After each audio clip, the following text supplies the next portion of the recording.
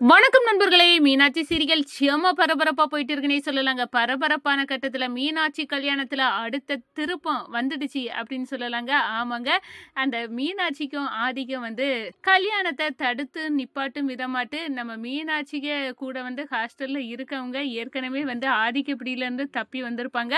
அவங்களுக்கு தான் நம்ம மீனாட்சி அடைக்கலும் கொடுத்துருப்பாங்க. அவங்க எதேச்சையா மீனாட்சியோட பேக்கை திறந்து பார்க்க நேரம் தான் அதில் அவங்க ஆதி கூட சேர்ந்து எடுத்த ஃபோட்டோ இருக்கும். அதை பார்த்தோட நான் அடப்பாவி, இவன் தான் மீனாட்சியை கட்டிக்க போகிற மாப்பிள்ளையா, இந்த விஷயத்த நம்ம மீனாட்சிகிட்ட தெரியப்படுத்தணும் அப்படின்னு அவங்க ஒரு பக்கம் நினச்சிட்டு இருக்காங்க. இந்த சைடு பார்த்தோன்னா ஃபோட்டோ ஷூட் தடபுடலாக நடக்குது. அதில் ஆதியை பல்ப் வாங்கும் விதமாக நம்ம ஜீவா அழகாக பண்ணிடுறாங்க. ஒரு கட்டத்தில் இந்த சைடு பூகம்பமே வெடிக்கும் கணங்கா தேவி நகைக்கு ஆசைப்பட்டு மீனாட்சிக்கு வாங்கி வச்சிருக்க நகையின் ஆன்டி கலெக்ஷனை ஆட்டையை போட்டு வைக்கிறாங்க. ஒரு கட்டத்தில் நகையை காணோம் அப்படின்னு தேட நேரம் நம்ம தேன்மொழி பேக்கில் தூக்கி வச்சுக்கிட்டு வேடிக்கை பார்க்க ஆரம்பிச்சிட்டாங்க. ஆனால் நம்ம ஜீவா சும்மா இருப்பாங்களா? இது எல்லாத்துக்கும் காரணம் இந்த எங்கள் அண்ணியை மாட்டு தேன்மொழி அண்ணியை சிக்க வைக்க நினச்சதே தேவி தான் அப்படின்னு அந்த இடத்துல வீடியோ போட்டு காட்டி அப்படியே அப்பத்தாவை கொலை நடுங்க விதமாக நிற்கிறதுக்கு வச்சுட்டாங்க. கூனி குறுகி நம்ம அப்பத்தா தேவிக்காக நிற்கிறாங்கங்க. அதை பற்றி தான் இந்த வீடியோக்குள்ளே பார்க்க போகிறோம். அதுக்கு முன்னாடி சேனலுக்கு லைக் அண்ட் சப்ஸ்கிரைப் பண்ணுங்கள் ஃப்ரெண்ட்ஸ். பக்கத்தில் இருக்க பெல் ஐக்கானையும் கிளிக் பண்ணுங்கள். அப்போ தான் நான் போடுற ஒவ்வொரு வீடியோவும் நோட்டிஃபிகேஷனாக உங்களுக்கு கிடைக்கும். வாங்க ஃப்ரெண்ட்ஸ், வீடியோக்குள்ளே போகலாம். ஃபஸ்ட்டு எடுத்த உடனே பார்த்தோன்னா சும்மா அதிரடியான பரபரப்பு கட்டம் தான். அங்கே ஃபோட்டோ ஷூட் நம்ம மீனாட்சிக்கும் ஆதிக்கும் நல்லாவே நடக்குது. நம்ம ஜீவா பார்க்குறாங்க, இவனெல்லாம் விடக்கூடாது, நம்மளை உசுப்பேத்தனுங்க நிற்கான் அப்படின்னு அவருக்கு காலை தட்டி விட்டு தான் அழகாக மீனாட்சியை தாங்கி பிடிக்கிறாங்க. இந்த போஸ் சூப்பர் அப்படின்னு அந்த இடத்துல தெரிக்க விட்டுறாங்க. நம்ம மீனாட்சியோட பேக்கை நோண்டி நொங்கெடுக்கிறது மாதிரி பார்க்குறாங்க. ஹாஸ்டலில் மீனாட்சி கூட இருக்கவங்க அப்போ தான் அவங்க கண்ணில் பட்டுருது மீனாட்சியும் ஆதியும் சேர்ந்து போட்டா. அதை பார்த்த உடனே சாக்காரங்க, இவனுக்கிட்ட இருந்து தான் நம்ம தப்பி வந்தோம், மீனாட்சி இவன் கூட இருக்கான், ஒருவேளை மீனாட்சி கட்டிக்க போகிற மாப்பிள்ளை இவன்னா, இந்த கல்யாணத்தை நடத்த விடக்கூடாது, நம்ம தடுத்து நிப்பாட்டணும், இவன் ஒரு பொம்பளை பொறுக்கி கேடு கட்டுவேன், மீனாட்சி நம்மளுக்கு அடைக்கலம் தந்து நம்மளை தங்க வச்சவா, அவளை எவ்வளோ நல்லவா, இவனுக்கிட்ட சிக்கிடக்கூடாது, அவள் பாவம், அவள் வாழ்க்கையை காப்பாற்றியே ஆகணும் அப்படின்னு அந்த இடத்துல களை இறங்கிட்டாங்க.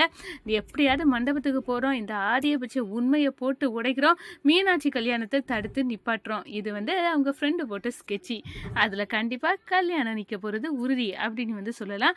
அதே நேரத்தில் இங்கே பார்த்தோன்னா டிசைனாக கலர் கலராக ஆன்டி கலெக்ஷன் அப்படி இப்படின்னு கொண்டு வெரைட்டியாக நகை இறக்கி வைக்கிறாங்க. நம்ம தேவிக்கு அதை பார்த்த உடனே ஒரு மாயிலோட்டா ஒரு சின்ன ஆசை வந்துடுது. அதை நம்ம எடுத்துக்கிடணும். இவ்வளோ நகை இருக்கிறதுல ஒரு நகையை எடுத்தால் கண்டுபிடிச்சிக்கிடுவாங்களா? கண்டுபிடிக்கவே முடியாது. இவங்க தான் பெரிய பணக்காரங்களாச்சே, இந்த நகையெல்லாம் இவங்களுக்கு தூசி மாதிரி தான், அதனால் யாருக்கும் எதுவும் தெரியாது அப்படின்னு ஒரு நகையை ஆட்டையை போட்டு எடுத்து கழுத்தில் போட்டு பார்க்குறாங்க. நம்ம ஜீவா கண்ணாடியில் பார்க்க நேரம் கரெக்டாக தெரிஞ்சுது. நம்ம அண்ணி நகையை போட்டு பார்க்குறாங்க. இது சரிக்கப்படாதது மாதிரி இருக்க, கண்டிப்பாக பார்க்கலாம், இல்லை எதையாவது பிரச்சனை வரும், நம்ம போகிற போக்கில் இதை வீடியோவில் கேப்சர் பண்ணிக்கலாம் அப்படின்னு வீடியோவை எடுக்க ஆரம்பிச்சிட்டாங்க. இந்த சைடு பார்த்தோன்னா இது தெரியாமல் நம்ம தேவி அதை ஆட்டையை போட்டு வச்சுக்கிட்டு அப்பாடி வந்ததுக்கு ஒரு நகை மிச்சம் அப்படின்னு அந்த இடத்துல நிற்கிறாங்க. அதே நேரத்தில் கொஞ்ச நேரத்தில் அந்த ஆதியோட அக்கா தேட ஆரம்பிச்சிட்டாங்க. கல்யாணத்தில் ஒரு நகையை காணலை, எவ்வளோ நகை இருந்தாலும் அது ஆன்டி கலெக்ஷன், அந்த நகையை யாரோ தூக்கியிருக்காங்க அப்படின்னு அந்த இடத்துல மீனாட்சிட்ட எல்லாம் தகவலை சொல்லி ஒரு புரட்டிறாங்க. கல்யாணத்தில் யார் எடுத்திருப்பாங்க அப்படின்னு நிற்க நேரம் தான் அடடா, நம்ம கையில் அந்த நகை இருக்குது, நம்ம பேக்கில் இருக்குது வெளியே தெரிஞ்சிடும். போகிற போக்கில் நம்ம தேன்மொழிக்கு மேலே பழியை உருட்டி தள்ளிட வேண்டியதான். அவன் மேலே பழியை உருட்டி தள்ளி நம்ம வேடிக்கை பார்க்க வேண்டியது நம்ம பொறுப்பு அப்படின்னு தேன்மொழிக்கு மேலே பழியை உருட்டதுக்கு தயாராகிட்டாங்க.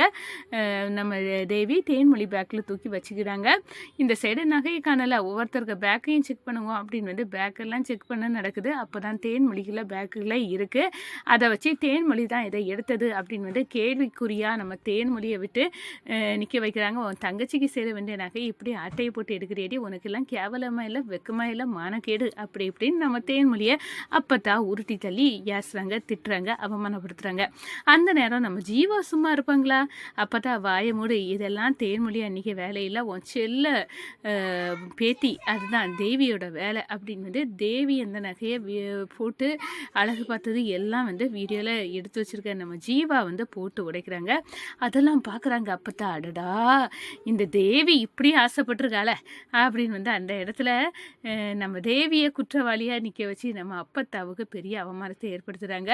அப்போ தான் வந்து நம்ம அப்பத்தா, என்ன தேவி நீ தான் இதெல்லாம் செய்தியா, அதுவும் கூட இருந்து ஒருத்தன் இப்படி வீடியோ எடுக்க செய்திருக்கான், அதெல்லாம் நீ கவனிக்காமையா இதெல்லாம் செய்வ அப்படின்னு வந்து அந்த இடத்துல ஐயோ என்ன மன்னிச்சிடுங்க, நான் இந்த நகைக்கு மேலே ஆசைப்பட்டுட்டேன் அப்படின்னு சொல்லணும். சரி விடுங்க பரவாயில்ல, தேவிக்கு தானே ஒன்று கொடுப்போம் அப்படின்னு வந்து அந்த இடத்துல வந்து நாங்களே வசதி தானே வாங்கிக்கிடலாம் அப்படின்னு வந்து அந்த இடத்துல சொல்கிறாங்க. ஆனாலும் தேவிக்கு வந்து அவமானம் வெக்கக்கேடு, வேண்டாம் வேண்டாம் எனக்கு எதுக்கு, நான் வந்து சும்மா தான் ஆசைப்பட்டேன் அப்படின்னு வந்து அந்த இடத்துல வந்து தேவி வந்து கொடுத்துறாங்க. இந்த சைடு பார்த்தோன்னா அவங்க ஃப்ரெண்டு வந்து ஓடி வராங்க.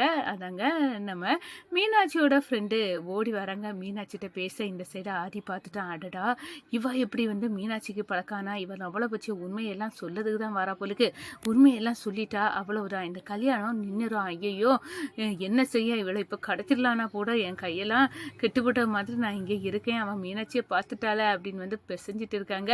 கையை பிசைஞ்சிட்டு அப்போ தான் மீனாட்சியை பார்த்து, இந்த பாரு இந்த ஆதி நல்லவன் இல்லை கெட்டவன், பொம்பளை பொறுக்கி என்னை கடத்தியை வச்சு கொடுமைப்படுத்தினது இவன் தான், இவன் ஒரு கேடு கெட்டவன், உன் வாழ்க்கையில் வரக்கூடாது, உன் மீனாட்சி நீ எனக்கு அடைக்கலம் தந்தவ, நான் உன் வாழ்க்கையில் இப்படி ஒரு துரோகக்காரையும் வரதை நான் ஏற்றுக்கவே முடியாது, வேண்டாம் இவனை விட்டுரு அப்படின்னு சொல்ல நேரம் அப்படியே நடுங்கி போகிறாங்க. என்ன அப்போ உண்மையாட்டே ஜீவா சொல்கிறதெல்லாம் உண்மைதானா? ஜீவாவை நம்பாமல் நம்ம வந்து என்னென்னமோ பண்ணணுமே, அவன் வந்து பொய் சொல்கிறான், வேணும்னே மாட்டி விட பார்க்கலாம் அப்படி இப்படின்னு நினச்சோம். ஆனால் இப்படி ஒரு ஆதி ஒரு கேடு கெட்டவனாக இருந்து நம்ம வாழ்க்கையில் வரக்கூடாது அப்படின்னு வந்து அந்த இடத்துல அப்படியே வந்து பேரஞ்சதுக்கிறங்க நிற்கிறாங்க அப்படின்னே வந்து சொல்லலாம். இந்த சைடு நம்ம பார்த்தோன்னா நம்மளை பற்றி போட்டு கொடுத்துருவா, இந்த கல்யாணத்தை நிப்பாட்டிடுவா அப்படின்னு வந்து ஆதி இப்போ என்ன பண்ணணும், இப்போ அவளுக்கு எல்லா உண்மையும் நம்மளை பற்றி தெரிஞ்சு போச்சு, இப்போ என்ன பண்ண அப்படின்னு வந்து மண்டையை பிடிச்சிக்கிட்டு நிற்கிறாங்க. அதே நேரத்தில் பார்த்தோன்னா இந்த கல்யாணம் வேண்டாம் அப்படின்னு வந்து ஒரு போட வந்து நம்ம மீனாட்சி போட்டுறாங்க. அவன் கேடு கட்டவேன்னு தெரிஞ்ச பிறகு இந்த கல்யாணத்தை நான் பண்ணி எந்த பிரோஜனமும் இல்லை, நான் பணத்துக்காக நான் வந்து இவனை கல்யாணம் பண்ண மாதிரி இருக்கும், என் வாழ்க்கையை எனக்கு தான் டிசைட் பண்ண உரிமை இருக்குது, அதனால் இந்த வாழ்க்கையை நான் தான் தேர்ந்தெடுப்பேன், எனக்கு இந்த வாழ்க்கை வேண்டாம் அப்படின்னு வந்து அந்த இடத்துல ஒரு முடிவை தூக்கி எடுக்கிறாங்க.